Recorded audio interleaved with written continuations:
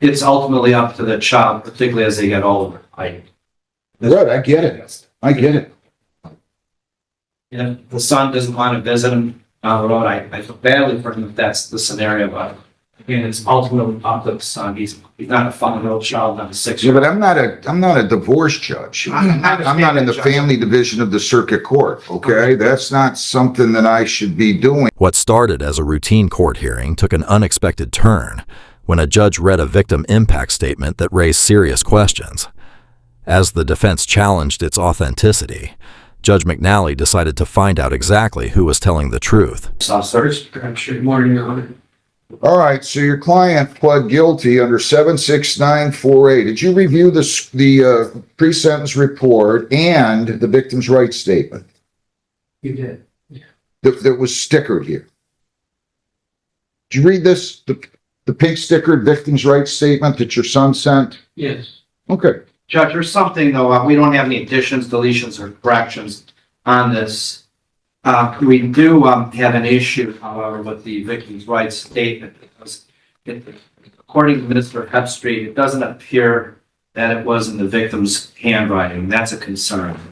I mean, of course, he's guilty of the underlying charge. He pled guilty, but this is What handwriting is this in? Is Is his mother here? Yes. Where is she? Where's his mother at? Is she out on Zoom or is she in here? Not in this courtroom, but she is here. She may be coming in right now. I don't know. What's the name? I can check Zoom. She's here right now, Judge. Where would the mother of Noah please come forward?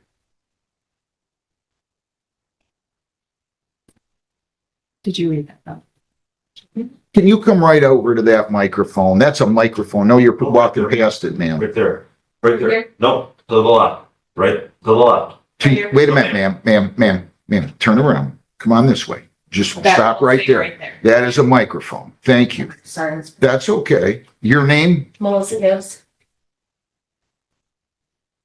Which one of your sons is autistic? Alice. Right. Not Noah. No. This statement that is in, at least it says Noah Hemstreet victim statement. Who wrote that? He read it and I wrote it out because it's his handwriting. He wrote it a couple times a week. We took some things out that I said he shouldn't put in there. And he's fine. He's here, right? Yeah, he wrote, I think you're talking about the Aiden and Allie. He wrote that, he said he was concerned with my siblings. Oops. It's fine. Just relax. I just want to make sure that this was his word. It was not your wording. Are you sure? You're in a courtroom. You would tell me the truth, right? We're not in a. Okay. Judge, I do have some concerns, although again, Mr. Hepstreet is guilty of the underlying offense. There may have been some undue influence in the situation, Judge. The student, Miss Noah, is not the best student and has a difficult time putting words together, and as a result, again, that's a concern that Mr. Hepstreet has. That's all I want to say. May I say something, Judge? Not yet. Not yet. I'm gonna come back to you. I promise you. Is everything, or any other material additions, corrections, or deletions? Nothing else, Judge. We want to move on from this. Mr. Hepstreet wants to move on from this difficult situation. Anything you would like to say?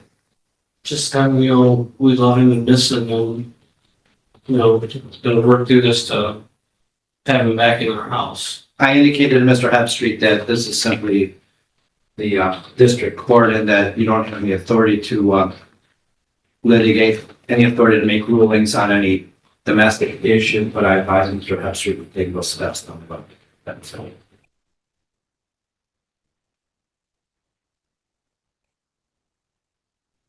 What's the status? Where's the child staying? With you, ma'am? Yes, sir. And his stepfather was in the home as well. Pardon me? There's also, I'm remarried, so he's in a home with myself, his stepfather and his brother. Right. Those are in the home. What is the status of any litigation in the circuit court? with regard to custody of the child? Judge, I'm not aware of the status. It appears that they have a joint custodial arrangement with, Noah because of the fact that Noah was going to the Woodhaven Brownstown High School. Right now, it appears that, Mr. Hepstreet's ex-wife was here. To our left is, allowing him to go, but there's some issues that exist, and I've indicated to Mr. Hepstreet to just try to resolve it through, the referee or ultimately a judge.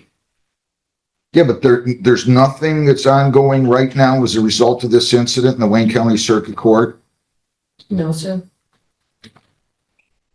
I've advised Mr. Hepstreet if he wants to have a visitation or reinstitute, partial custody, that he should do it through the court. Simple as that, Judge. They are not the arbiter in this situation.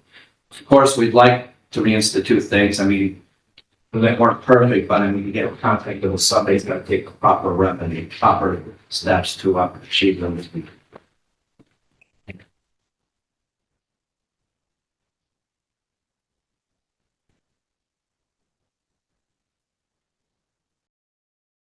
As the judge reviewed the police report, his frustration became impossible to hide. Visible injuries, a father claiming it was just wrestling, and a teenager caught in the middle. What happened next was a lesson in parental responsibility. He wants to wrestle. Well, let him join the wrestling team. I mean, I'm serious as a heart attack about this. I read this report and I'm like, really? Really? I mean, hang on a second. Let me finish.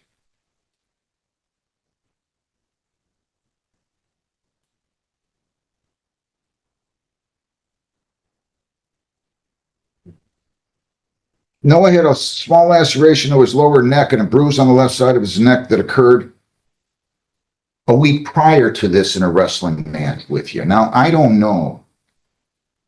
Did you wrestle in high school? Not exactly, no. Well, what are you roughhousing with your kids for? I mean, I'm serious. I don't understand this. This is not. Kids want to do a lot of things, right? As a parent, we need to say, "Oh, that's not right. We're not doing that." Right? I mean, nobody gives us a playbook on how to be a parent, but when I read this, I'm just sitting here wondering what you're thinking, to be honest with you.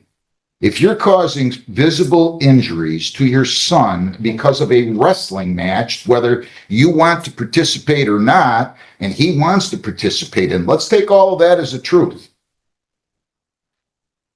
Maybe, just maybe, as you, the adult in the room, should be saying, I don't think we need to do this. Let's figure out some other activity to engage in.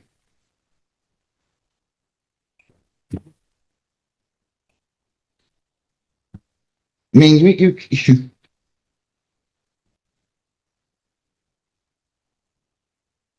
nobody said parenting was easy. Anybody who thinks parenting is easy probably is a lousy parent. But this just does not make sense to me. It doesn't make any sense to me. Now you put me in a position, I don't know enough about who does what and who's done what, and you got a circuit court order that allows for visitation. And I'm not quite sure where to go with this. Because I'm not gonna decide to say no contact with the victim in contravention of a circuit court order. Judge, if I may interject, with the permission of Mr. Hepstreet's ex-wife, perhaps sending text messages, some form of communication until this matter is resolved, Judge. What do you mean? Just the father and the son communicating with one another, simple as that. You had something you wanted to say. Please. Sure. Has anybody asked my son how he feels? He is almost 16. This is not the first time assault has happened. This is the first time his father has been arrested. There was a September 11th, 2025. I had called the police. There is on record again of even his wife stating that there's abuse that happens in the home. Her words, not mine, in the police report. Nobody's asking my son. Those were my son's words. I wrote them down. My son is in therapy every week. Before, when he was in therapy, and the therapist would call CPS on him, he would rip him on therapy. Ask my son. All right, okay, just slow down, please. Just, I'm sorry, this has been years of me trying to protect well, myself. I get it, but I just came into the situation. And I want to do the right thing here. So, Judge, in response to that, it's ultimately up to the child, particularly as they get older. Right, I get it. I get it. If the son doesn't want to visit him down the road, I feel badly for him if that's the scenario, but again, it's ultimately up to the son. He's not a fundamental child, not a Yeah, 6-year-old. but I'm not a divorce judge. I'm not in the family division of the circuit court, okay? That's not something that I should be doing right now as far as I'm concerned. Let me think, but ma'am, please don't shake your head at me. I know what I'm doing here. shaking my head at everything happening. Well, I get it, but understand that there's jurisdictional issues here that I need to confront, okay?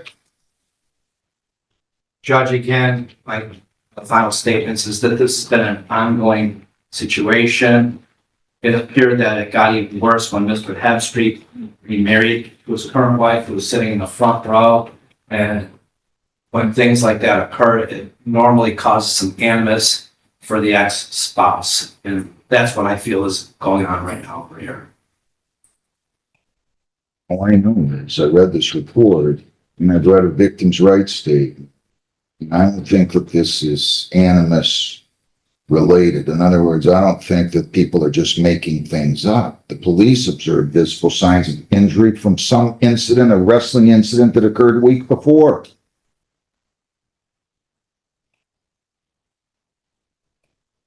All right.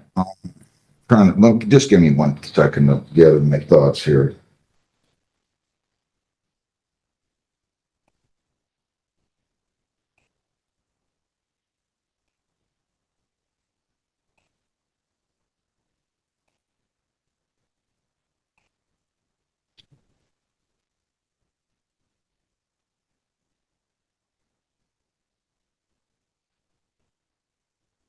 Then came the most emotional moment of the hearing. The mother revealed a history of troubling incidents, while the victim made it clear he no longer wanted contact with his father. The judge's response left the entire courtroom silent. You don't have to? You don't want to come up here?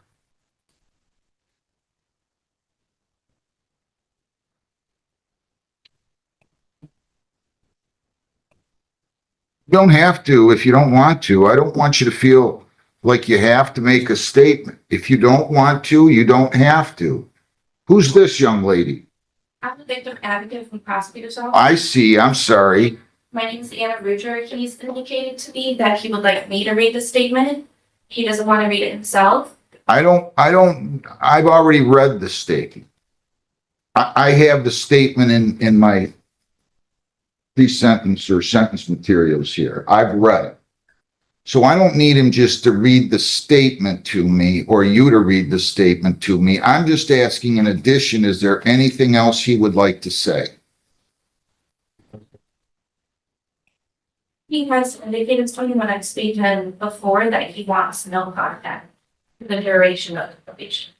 Why don't you come on up here, you, a victim's advocate.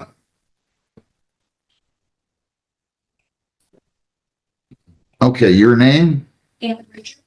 And you are a victim's advocate with the prosecutor's office? Yes. And without mentioning his name, what did the young man say to you? You know that he is scared to speak to his father and he does not want contact with him for the duration of the probation. Okay. Thank you very much. Anything else anybody wants to say? Judge, if that's the case, Mr. Hebstreet has to abide by the young man's wishes, as difficult it may be, and abide by this protocol.